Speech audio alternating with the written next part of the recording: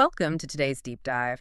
We are looking at a really fascinating exchange on X today, kind of dissecting the rhetoric around U.S.-Iran relations and specifically Operation Epic Fury.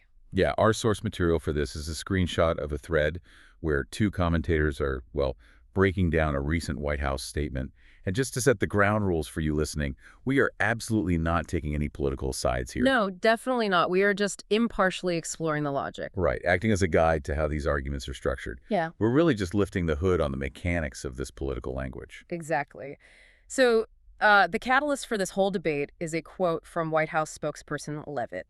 He stated that when President Trump determines Iran is no longer a threat. And that the goals of Operation Epic Fury are fully achieved. Right. When those conditions are met, Iran will essentially be in a state of unconditional surrender. But the kicker here is this applies regardless of whether Iran actually admits it. Which is wild, because that immediately caught the eye of the first user we're looking at, going by the handle at Fang Shimin.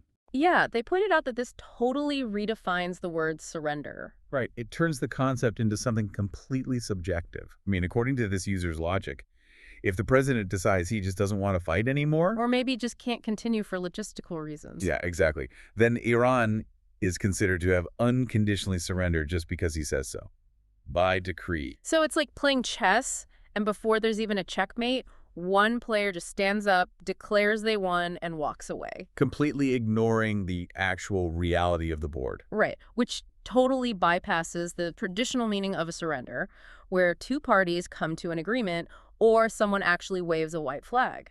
And that brings us to the reply from a second user at SimonLay9917871. I love this part because they flipped the script entirely to test that exact framework. They really do. They created a parallel, hypothetical Iranian perspective. So they wrote something like, when America's international credibility drops to zero during the Iran war due to Trump's incompetence. Regardless of whether Trump still physically exists, Yes, that specific part. They say he is considered to have already been eliminated. it's a perfect mirror. That phrase, regardless of whether he physically exists, is completely parallel to regardless of whether Iran admits it. And the user actually claimed this mirrored version is even a bit more logical, right? Well, yeah, because it exposes the core flaw in the original statement. Yeah. Both sides in any conflict can attempt to unilaterally declare victory or say the opponent is defeated, totally regardless of objective reality. Which invites the other side to do the exact same thing. So for you listening, why should you even care about a random exchange on X? It's a real-time lesson in media literacy. Definitely. It shows exactly how social media users actively stress test official logic. And they're redefining the boundaries of what political language even means today. Words historically tied to physical realities like surrender or elimination. They become purely rhetorical tools. Exactly. They're completely drained of their objective meaning just to satisfy a domestic narrative.